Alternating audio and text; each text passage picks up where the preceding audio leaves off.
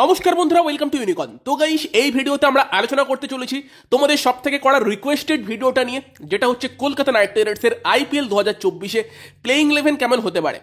তো Kolkata night Riders বেশ কিছু নতুন প্লেয়ারকে টিমে অ্যাড করেছে, যার মধ্যে সব থেকে বড় সংযোজন মিচেল স্টার্ক। এবং দেন তাহলে কলকাতা নাইট রাইডার্সের প্লেইং 11টা এখন কেমন লাগছে সেই নিয়ে আমরা আলোচনা করব। এবং আমি অ্যাকচুয়ালি দুটো প্লেইং 11 তোমাদের দেবো। দুই রকম প্লেইং 11 আমার মাথায় আসছে, মানে জাস্ট হালকাই চেঞ্জ হবে একটা প্লেইং 11-এর সঙ্গে আর একটা প্লেইং 11-এ।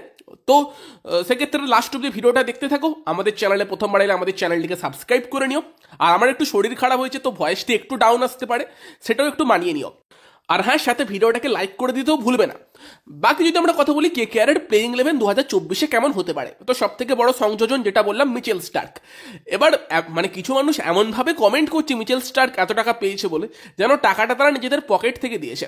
তো যখন আমি প্রথম দেখলাম যে মিচেল স্টার্ককে কেকেআর 24,75,00,000 টাকা দিয়ে নিচ্ছে, তখন আমিও ভাবছিলাম যে এত টাকা দিয়ে নিচ্ছে বাকি টিম কিভাবে বানাবে।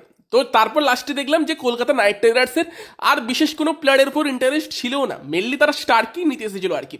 স্টার্ক হচ্ছে কেকেআর টিমের সেই মিসিং পিস যেটাকে গত বছর সব থেকে বেশি মিস করেছিলাম।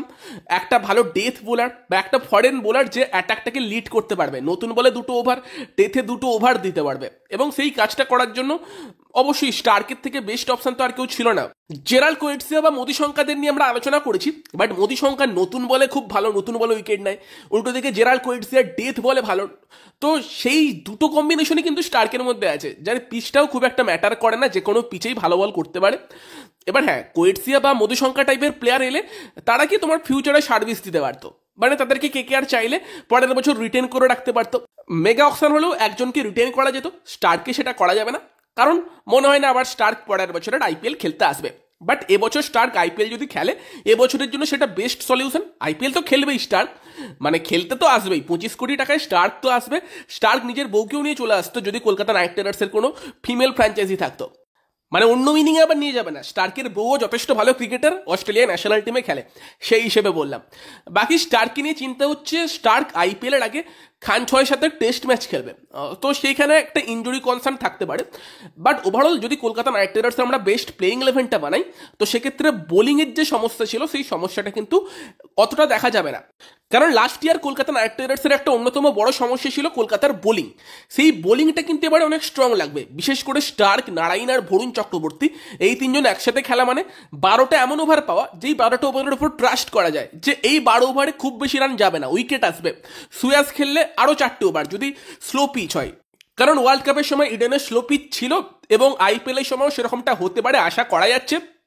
তো সেই টাইপের পিচ হলে কেকেআর কিন্তু ইজিলি 16টা খুব ভালো ওভার পেয়ে যাবে।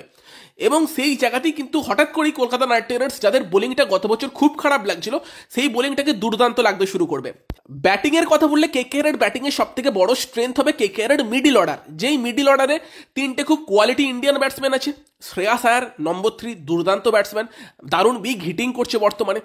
রিঙ্কু সিং 5 বা 6 খেলবে। রিঙ্কু কি করতে পারে সেটা আমরা সবাই দেখে নিয়েছি, মানে রিঙ্কু লাস্ট ইয়ার যে প্লেয়ারটা ছিল, এই বছর আরও কমপ্লিট প্লেয়ার, ন্যাশনাল টিমে খেলছে, দাপিয়ে খেলছে।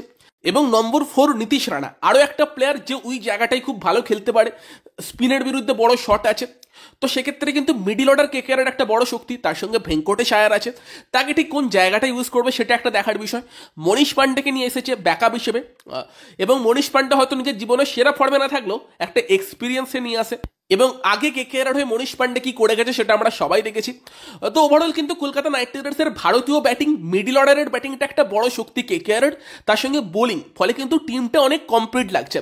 মানে প্লেয়াররা নিজেদের কাজগুলো নিজেরা অনেক ভালো বুঝবে। হায়দ্রাবাদের মতো অতিরিক্ত বিদেশি নিয়ে, 7টা-8টা দুর্দান্ত বিদেশি নিয়ে, মানে তুমি তো খেলাতে পারবে 4টি, বাকি 4টে আর কি বেঞ্চে থাকবে, লাভটা কি হবে লাস্ট অব্দি গিয়ে। তো সেক্ষেত্রে কিন্তু মানে কলকাতা নাইট রাইডার্স যদি আর একটা কাজ করতো, অকশনে ফিল সল্টকে নিয়ে আসতো মুজিবের জায়গায়, তাহলেই একদম স্কোয়াডটা দুর্দান্ত লাগতো। এবং কালকেও ফিল সল্ট কিন্তু একটা 100 মেরেছে, তো সেটাই, মানে ব্যাক টু ব্যাক 100 মেরেছে। উল্টো দিকে কিন্তু তোমাদের জানিয়ে রাখি, রাসেল এবং সার্ফেন রাদারফোর্ড, তারাও ইংল্যান্ডের বিরুদ্ধে প্রায় 200 স্ট্রাইক রেটে ব্যাট করেছে, ঝোড়ো ইনিংস খেলেছে।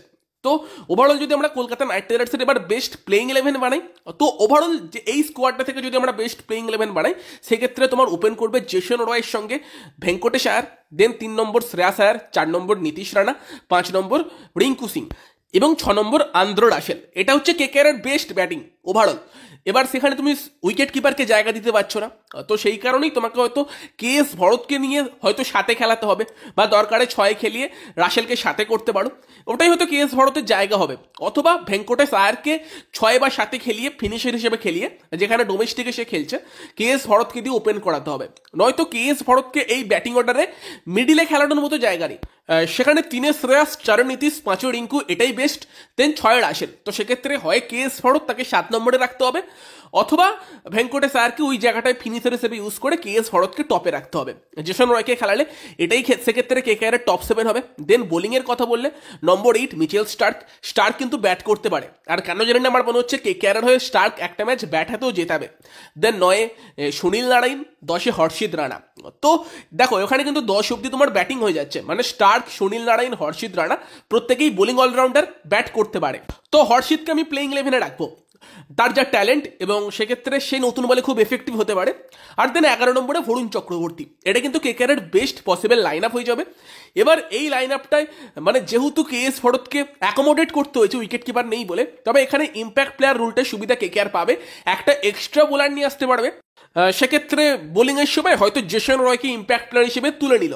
ভেঙ্কটেশ আয়ারকে লাস্ট ইয়ার তুলছিল, বাট আমি চাই ভেঙ্কটেশ আয়ারকে অ্যাজ এ অলরাউন্ডার ইউজ করুক, দরকারে 1-2 ওভার বোলিং করাক। তো সেক্ষেত্রে ইম্প্যাক্ট প্লেয়ার হিসেবে বোলিংয়ের সময় জেসন রয়কে তুলে নিল, তার জায়গায় ধরো যদি আর কি স্পিন পিচ হয় সেক্ষেত্রে সুয়াসকে নিয়ে এলো, আর যদি এমনি নর্মাল পিচ হয় সেক্ষেত্রে কিন্তু সাকারিয়াকে নিয়ে এলো। আই থিঙ্ক এটাই কিন্তু কলকাতা নাইট রাইডার্সের বেস্ট পসিবল লাইন আপ হতে পারে আইপিএল 2024-এর জন্য। অথবা আরেকটা কিন্তু হতে পারে, যদি গুরবাসকে ভরসা করে রয়ের জায়গায়, তো সেক্ষেত্রে কিন্তু তোমাকে কেএস ভরতকে টিমে নিয়ে আসতে হবে না, এবং সেই জায়গায় কেকেআরের বেস্ট লাইন আপটা এরকম হতে পারে। সেক্ষেত্রে রহমানুল্লাহ, গুরবাস, তার সঙ্গে ভেঙ্কটেশ আয়ার ওপেন করছে, দেন 3 শ্রেয়াস আয়ার, 4 নীতিশ রানা, 5 রিঙ্কু সিং, 6 আন্দ্র রাসেল, দেন তোমার 7 মিচেল স্টার্ক, 8 সুনীল নারায়ণ, 9 হর্ষিত রানা, 10 বরুণ চক্রবর্তী, 11 সুয়াস শর্মা।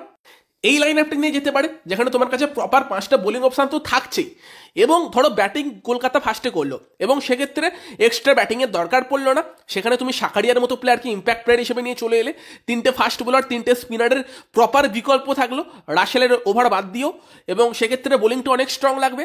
আর যদি ব্যাটিংয়ের সময় মনে হলো যে একটা এক্সট্রা বিকল্প লাগবে, তাড়াতাড়ি আউট হয়ে যাচ্ছে, সেক্ষেত্রে ব্যাটিংয়ের সময় ধরো ভেঙ্কটেশ অথবা নীতিশ রানা, যাকে দিয়ে বোলিং করাবে না সেরকম কাউকে তুলে নিয়ে ব্যাটিংয়ের সময়ই মনীষ পান্ডেকে অ্যাজ এ ইম্প্যাক্ট প্লেয়ার নিয়ে এলো, যদি এক্সট্রা ব্যাটিং লাগে। এটাও কিন্তু একটা স্ট্র্যাটেজি হতে পারে। যেই লাইন আপটাও বেশ স্ট্রং লাগছে, এবং বোলিংটাকে তো খুবই স্ট্রং লাগছে। তো সেক্ষেত্রে দেখা যাক কলকাতা নাইট রাইডার্স ম্যানেজমেন্ট বা গৌতম গম্ভীর তারা কাকে প্রেফার করে, জেসন রয় নাকি গুরবাস। তবে Jason Roy I think better হবে, কারণ তুমি 7 অব্দি ব্যাটিং রাখলেও তোমার ক্ষতি নেই, তোমার কাছে অলরাউন্ডার আছে। মানে ফার্স্টে যে প্লেইং 11টা দিলাম, এটাই আই থিঙ্ক বেস্ট প্লেইং 11। তোমরা কি বলো কমেন্টে জানিও। আর বাকি এই প্লেইং 11-এ তোমাদের কাছে দেখো অপশান দেখো, যদি আমি ইম্প্যাক্ট প্লেয়ার হিসেবে সুয়াসকেই নিয়ে আসি, সেক্ষেত্রে অপশানগুলো দেখো, ফার্স্ট বোলিংয়ের জন্য স্টার্ক আছে, হর্ষিত রানা আছে, তার সঙ্গে তোমার Andre Russell third fast bowler হতে পারে, ভেঙ্কটেশ আয়ার বোলিং করতে পারে, এবং স্পিনার হিসেবে সেক্ষেত্রে তোমার কাছে বরুণ, সুয়াস এবং সুনীল নারায়ণ, 3 জনের 12টা ওভার আছে। নর্মাল একটু স্লো পিচ হলে এই প্লেইং 11টা কিন্তু ফাটিয়ে দেবে। এবার যেখানে ধরো একটু ফাস্ট পিচ হবে, ধরো ওয়াংখেড়ের মতো স্টেডিয়াম, সেই জায়গায় কিন্তু কিছু ট্যাকটিক্যাল চেঞ্জ করা যেতে পারে। সুনীল নারায়ণের জায়গায় গুস অ্যাটকিনসনকে নিয়ে আসা যেতে পারে, অ্যাটকিনসন স্টার্ক দুজনকে একসাথে খেলানো যেতে পারে। ওয়াংখেড়ে টাইপের পিচে কিন্তু অ্যাটকিনসন আর স্টার্ক একসাথে অনেক ডিস্ট্রাকটিভ হতে পারে। আবার ধরো সিজনের প্রথম খান্তিনেক ম্যাচের পর কেকেআরের হয়তো মনে হলো যে সুনীল নারায়ণ সেই ফর্মে নেই, বা কেএস ভরত সেরকম কাজ করছে না, সেক্ষেত্রে ডাইরেক্ট কিন্তু জেসন রয় আর গুরবাস দুজনকে একসাথেও খেলাতে পারে। সেক্ষেত্রে জেসন রয় আর গুরবাস ধরো ওপেন করলো, দেন 3 শ্রেয়াস, 4 নীতিশ, 5 সেক্ষেত্রে ভেঙ্কটেশ, 6 রিঙ্কু সিং, 7 আন্দ্র রাসেল, এবং দেন ডাইরেক্ট কিন্তু 2টো ভারতীয় স্পিনারের সঙ্গেও কেকেআর যেতে পারে নারায়ণকে না রেখে। সেক্ষেত্রে 8 স্টার্ক, 9 হর্ষিত রানা, 10 বরুণ, 11 সুয়াস, 2জন ভারতীয় স্পিনারের সঙ্গে নীতিশ রানাকে as a third spinner use করতে পারে, এবং অ্যাজ এ ইম্প্যাক্ট প্লেয়ার সেক্ষেত্রে ধরো নিয়ে আসতে পারে চেতন সাকারিয়া টাইপের কাউকে। তো এটাও কিন্তু একটা পসিবল লাইন আপ হতে পারে। একটু স্পিন ফ্রেন্ডলি পিচে অনুকূলকেও নিয়ে আসা যেতে পারে। তো সেক্ষেত্রে কিন্তু কলকাতা নাইট রাইডার্স যে টিমটা বানিয়েছে, তো সেখানে কিন্তু কেকেআর নিজেদেরকে অনেকগুলো অপশান দিয়েছে, অনেকগুলো কম্বিনেশন সেট করার। আর একটা যদি উইকেট কিপার ব্যাটসম্যান থাকতো, তাহলে কিন্তু আরও বেটার কম্বিনেশন সেট করা যেত। বাট স্কোয়াডের ওভারঅল কিন্তু ডেপথ যথেষ্ট ভালো আছে, এবং অনেক রকম কম্বিনেশনই কিন্তু কেকেআর ট্রাই করতে পারবে।